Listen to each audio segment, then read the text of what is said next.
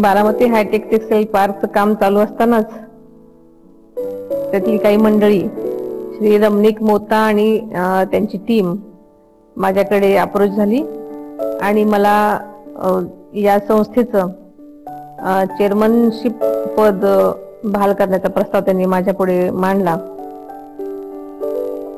मला तर ही जबाबदारी अतिशय मोठी असल्यामुळे सुरुवातीला मी नाही म्हणून सांगितलं, पण नंतर बरेच वेळा त्यांनी सांगितल्यानंतर मग मी या जबाबदारी पेलवण्याचं ठरवलं. टेक्सटाईलचं काहीही माहित नसताना त्याचं कुठलं तरी असं पद भूषवताना जबाबदारीची जाणीव असणं आणि त्याची माहिती असणं अतिशय गरजेचं होतं, पण त्यातलं दोन्ही माझ्याकडे नसल्यामुळे मला थोडंसं अवघडच वाटलं होतं.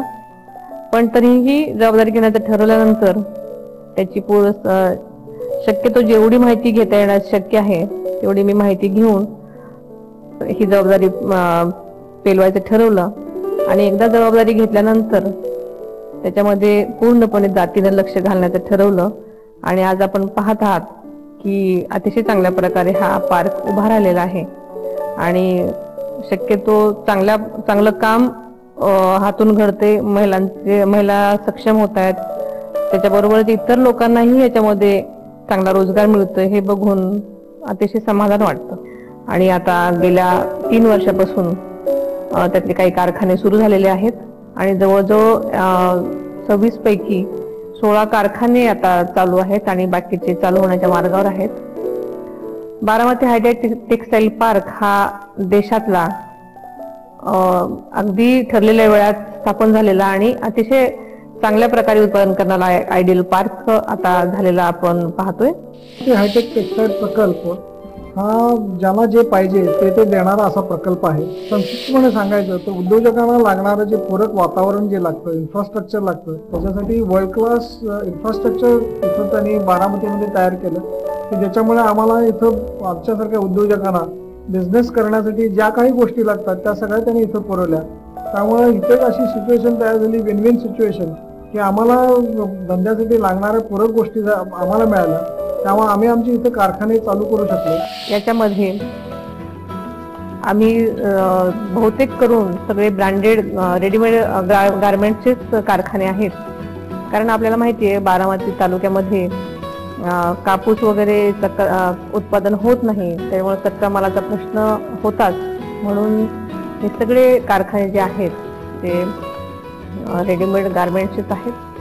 काही कारखान्यामध्ये शर्ट्सची निर्मिती होते, काही कारखान्यामध्ये स्लीपवेअरची निर्मिती होती, काही कारखान्यामध्ये स्पोर्ट्स कपड्यांचं उत्पादन होतं, तसेच लहान मुलांचे कपडे, होम फर्निशिंग, तसंच टेक्निकल टेक्सटाईल सुद्धा आपल्या पार्कमध्ये निर्माण होते. आपण पाहतो अलीकडे यूज अँड थ्रो जो यूज असतो अलीकडे सगळ्या दवाखान्यामध्ये किंवा इतर कारखान्यांमध्ये या सगळ्या विविध प्रकारच्या कापडांची सुद्धा निर्मिती आपल्या बारामती हायटेक टेक्सटाईल पार्कमध्ये होती आहे.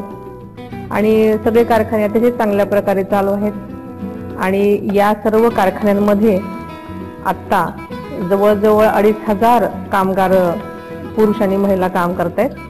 आपल्याला माहिती मला सांगायला अभिमान आणि आनंद होतोय की यामध्ये 80 ते 90% त्या फक्त स्त्रिया महिला आहेत.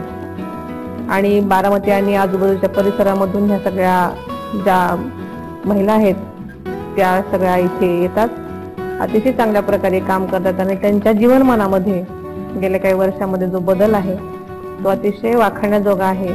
आणि मला याचा अभिमान वाटतो की आपण महिलांसाठी काहीतरी काम करू शकतोय. माझे वडील आजार आहेत, माझ्या भावाची सर्व्हिस गेली. मी टेक्सटाईल ट्रेनिंग सेंटरमध्ये ट्रेनिंग घेऊन जॉब करते आणि माझ्या घराचा घरखर्च भागवते. माझ्या मिस्टरांचा ॲक्सिडेंट झाल्यामुळे मला कामाची खूप गरज होती, त्यामुळे मी ट्रेनिंग सेंटरमध्ये 1 महिन्याचं ट्रेनिंग घेतल्यानंतर मी जॉबला लागले. माझं शिक्षण 12वी आणि ITI झालेलं 1 वर्षाचा आणि मला ह्या क्षेत्रामध्ये आवड आहे खूप आणि ह्याच्यामध्ये काहीतरी करायचं आणि स्वतःचं पार उभं राहायचं अशी जिद्द आहे. मी प्रामाणिकपणे माझे प्रयत्न करते, बघू कुठपर्यंत यश भेटतं ते आणि करून दाखवेन. नोकरी करायचं म्हणलं की बाहेर संबंध येतो, मग घरातली लोक नोकरीला पाठवत नव्हती, पण आज टेक्सटाईल पार्कमुळे मला नोकरी करण्याची संधी मिळाली आहे.